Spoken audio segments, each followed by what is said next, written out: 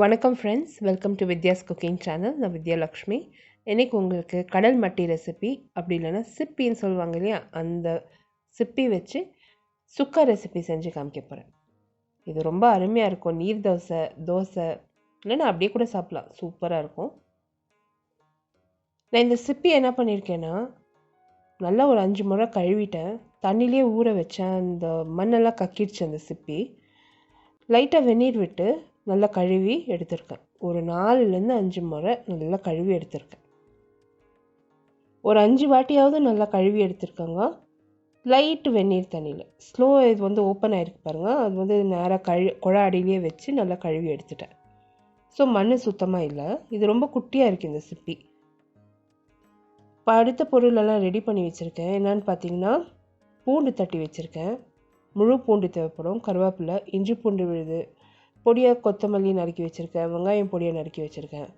மசாலா பொடிகள் பார்த்திங்கன்னா, நீங்கள் கரம் மசாலா தூள், மிளகாய் தூள், மல்லித்தூள், மஞ்சள் பொடி, கொஞ்சமாக புளி, சீரகம், மிளகு யூஸ் பண்ண போகிறேன். தேங்காய் திருவுனது தேவைப்படும் ஃப்ரெஷ்ஷாக. ரொம்ப அருமையான ஒரு டிஷ். இந்த ரெசிபி வந்து நீங்கள் ஒரு நொடியில் தயார் பண்ணலாம். அந்த சிப்பி க்ளீனிங் தான் கொஞ்சம் ப்ராசஸ் டிலே ஆகும், பட் அதர்வைஸ் ரொம்ப ஈஸியாக பண்ணலாம்.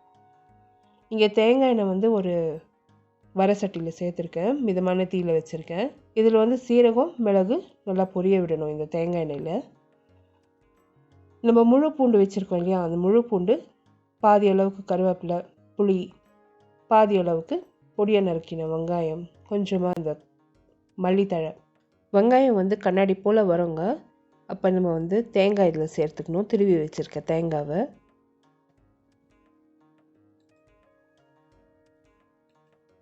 நம்ம தேங்காயோடவே மிளகாய்த்தூள், மஞ்சள் பொடி, கரம் மசாலா தூள் சேர்த்து நல்லா வதக்கிக்கலாம். தேங்காய் நல்லா அந்த எண்ணெயெல்லாம் நல்லா உறிஞ்சி நல்லா ஃப்ரை ஆகிட்டு வருது பாருங்கள். இப்போ இதில் இஞ்சி பூண்டு விழுது, மல்லித்தூள் சேர்த்துக்கலாம். மல்லித்தூள் வந்து ரொம்ப வறுபட்டாக்கா அது கசப்பு தட்டும். ஸோ அதனால தான் கொஞ்சம் லேட்டாக சேர்த்தேன். இப்போ இந்த மசாலா நல்லா வதங்கி வந்திருக்கு. அந்த தேங்காய் நல்லா முறுமுறுன்னு வந்திருக்கு. இப்போ இதில் மிக்சியில் நம்ம போட்டு அரைச்சோம்னாக்கா இந்த மசாலாவை நல்லா கொரப்பாக வரும்.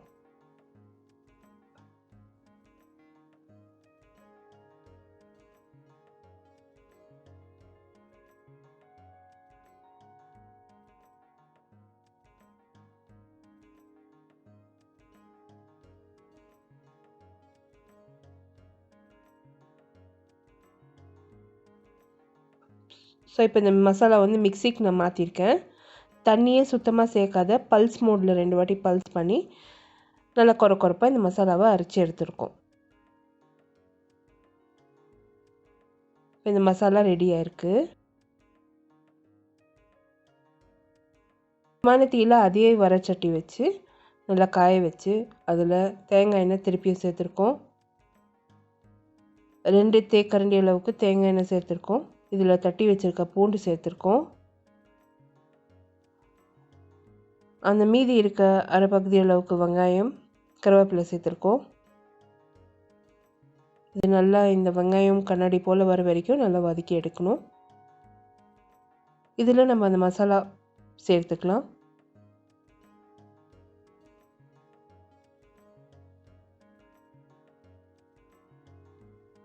இந்த கோஸ்டல் ரீஜனில் வந்து இந்த டிஷ்ஷஸ் எல்லாம் ரொம்ப ஃபேமஸ். இப்போ நம்ம அந்த கழுவி வச்சுருக்க சிப்பி நம்ம சேர்த்துக்கலாம். இந்த ரெசிபியில் யூஸ் பண்ணியிருக்க பொருட்களோட மெஷர்மெண்ட்ஸ் எல்லாம் description box below this video இருக்கும். அப்படி இல்லைன்னா ஐ கார்டு அபவ் திஸ் வீடியோ நீங்கள் கிளிக் பண்ணிங்கன்னா என்னோடய பிளாகுக்கு டைரெக்ட் ஆகும். பிளாகில் வந்து டீட்டெயில் ரெசிபி நான் வந்து ரிட்டன் ரெசிபி போஸ்ட் பண்ணியிருக்கேன்.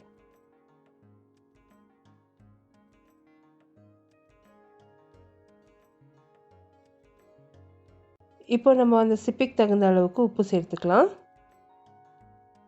சேர்த்து இந்த மசாலாவில் அந்த சிப்பியை நல்லா மிக்ஸ் பண்ணி விட்டுடலாம். அரை கிளாஸ் அளவுக்கு தண்ணியும் சேர்த்துருக்கேன். இப்போ இது மூடி போட்டு 15 நிமிஷம் நல்லா வேக விடணும்.